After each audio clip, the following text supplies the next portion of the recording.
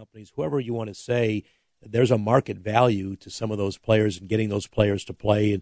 And so you're dealing with a different thing right now. Before it was kind of the basketball or the underworld in crime. And like you mentioned, that's a great example, gambling. Now it's that underworld really takes a different shape, and it's people taking advantage, I think, of kids.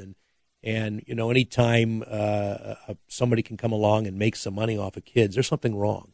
And you know, first you'd hope that the kids and the families wouldn't allow themselves to be taken advantage of, but unfortunately, you know, they've become a part of it, and they've succumbed to some temptations, and a lot of cases accepted money and impropriety. So things have changed. It is a different day and age today, and you know, you have to be, if you've been associated with college basketball, you have to know that this has existed. You know, I've seen it at different levels, and how we go about fixing it is going to be the answer. You know, and I think one is just education. You got to understand and not put your head in the sand and say it doesn't exist. Or say, oh my goodness, I don't think this existed. We never knew about this. I think you've been hearing about this for years. Now it's a matter of, do you want to do something about it? You really want to go back and educate the universities, the conferences, and if you do, I think you can get at this, but you're going to have to take a big step right now. Let's go back for just a moment. I think most people realize in life, but particularly in sports, competitive edge is what everybody is looking for.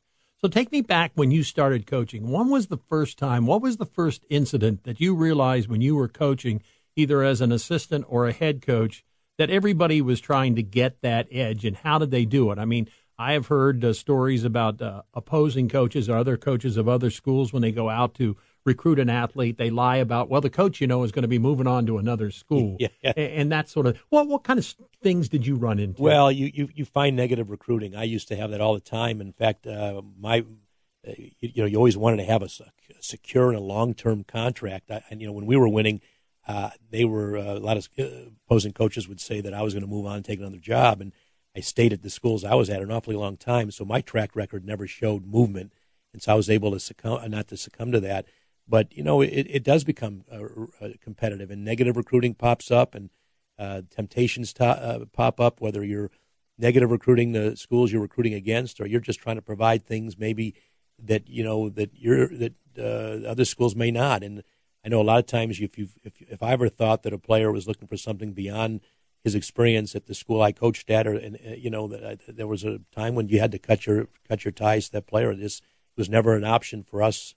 And my staff, we were never going to go into that area and say, hey, we're going to provide something other than an education and opportunity to play at a wonderful school and get a great education and play in a wonderful league and play competitive basketball, play where you're going to be on a big stage, maybe NCAA tournament, a chance to be a pro. And I think I mentioned this on a previous show, Ron. I had 24 players that went on to play in the NBA, and so that's what a lot of players want. They want that opportunity. There's no guarantee. I don't care how much money you'd give a player or somebody. That's not going to guarantee them getting to be a pro. It's going to be about their own work ethic, their own experience, and really about the quality of the work that they do.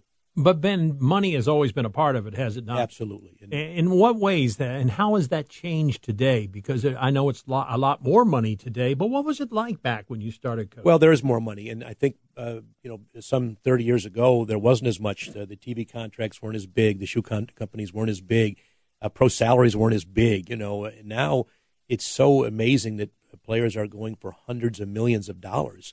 And so there's a lot at stake. So you've got sponsorship. You've got, as I mentioned, people wanting a piece of that pie. And so, unfortunately, they're grabbing a hold of young players today and saying, look, if we can ride the coattails of this young player, get him to go to a certain school, get him to sign for a certain agent, get them to play and sign a certain endorsement deal, whether it's shoes, whether it's a car, an automobile. I mean, players have been driving cars for a long time. I've often wondered how they were able to get those cars nowadays, but there's a reason. And so, you know, you want to go back and you got to realize that this is something, this is not new, but the stakes have gotten bigger.